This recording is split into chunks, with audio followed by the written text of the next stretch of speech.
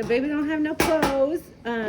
But so obviously, like, this is going to be so much better when you're on a real baby, but this is the least that we can do, right? And oh, Janica's gone. I was like, where's my other person? Most of you have seen newborn assessments, and even some of you who have been on labor.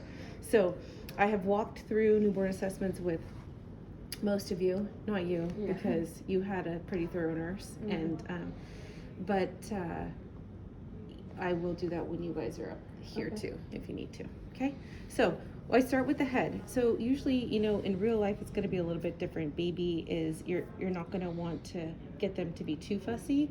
So typically, if you need to do vital signs, I do them first, and that's like when the baby's all nice and swaddled, and you just like super stealthily place your stethoscope and listen to the heart sounds, to the lung sounds, count your respirations, count your heart rate, and then you can start to like unwrap the baby a little bit, right?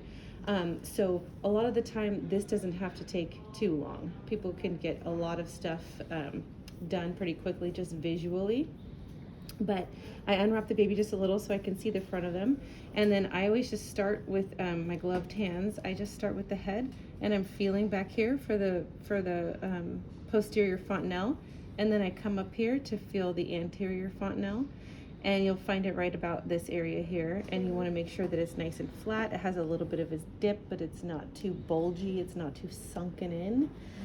You want to just like, when you're feeling that, you'll feel the sutures on the baby's head to know if they're like approximated, if they're overriding, if the baby's head is rounded, if there's caput, like that cone-shaped head.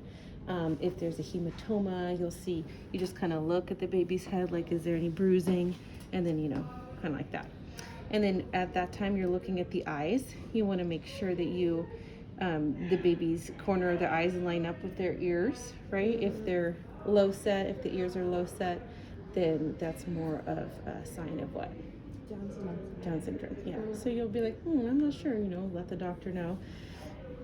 You can tell, right, by looking at them, if their eyes are open, you'll look at the sclera of their eyes, you'll look at the whites and see, are they yellow, are they showing any signs of jaundice? You can see their lips are pink, you can see their color is okay, just right here, but we will also push right here on the chest to see what the cap refill is. That's usually where I check the cap refill.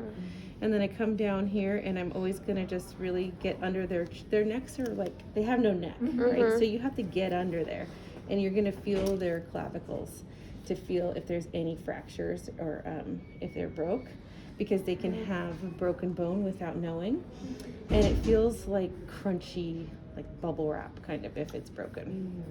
And so we always watch to see like if baby's moving their arms, if they seem like they're painful, because that happens. Usually they go undetected, and then we're like, oh, the baby's arm is broke.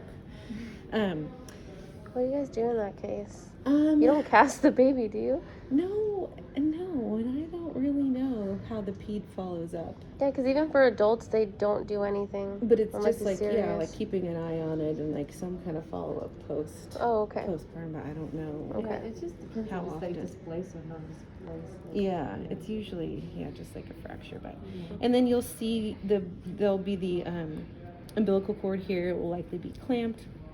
You can tell that, you know, does it look red? Is it drying? Does it look irritated or infected? That's a little bit later down the line, but if it looks weird or it's bleeding or anything like that, like, you want to know about that. And then I can tell right here that this baby has like decent tone, right? Look at the arms are kind of flexed and the knees, right? If the baby's all floppy, and you pick the arm up and it just falls down, then that's not normal. That's our tone. But if they're sleeping and you lift them up, then they're going to stiffen and they have good tone. If they put their legs out or their arm out, then that's good tone. But if they're floppy, that's not normal. So I'm looking at her skin, and then I would normally take the baby's like legs and just kind of gently rotate them like this to check their hip flexors. Make sure that everything's like, you know, in its place, not dislocated, everything's good. And then you can come down to the leg and you just tickle up their foot for what reflex? Yep. And they just splay their little toes. You can put your finger underneath their foot here, or do this to check their grasp. they'll curl around you. Mhm. And then my hands are gloved, right? So if I go here to check the diaper, I'll check their genitalia, Mhm. just to make sure everything looks okay. With boys, you can just gently feel in their scrotum to make sure that both of their testicles have distended, and they're nothing is, you know, not where it's not supposed to be, like still up. Undescended. Why am I'm finding I have a lack of Undescended, words, like like what the what the actual terminology is. Yeah, but we need to know about that, and so that's definitely part of our assessment.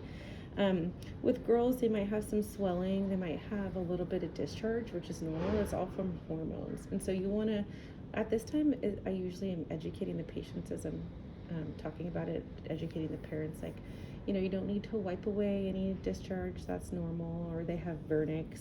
They don't need to wipe that away, scrub it, irritate the skin, that's all fine. You put the diaper back on, that's when I'll change my gloves, right? You could always do the diaper last, but otherwise just change your gloves. And then you can brush their cheek here to check for what reflex? The feeding. I don't know what it's It called. starts with the R. No. Yeah. Rooting. Yeah, the rooting moral Rooting. reflex. Mhm. And then in here is when you put your, how do you check a baby's suck? You put it on their hard palate. And you just kind of stimulate it, right? And then they could bite you a little, but then you just kind of like tickle the roof of their mouth basically, and then they'll grab on it and then they'll suck. Okay.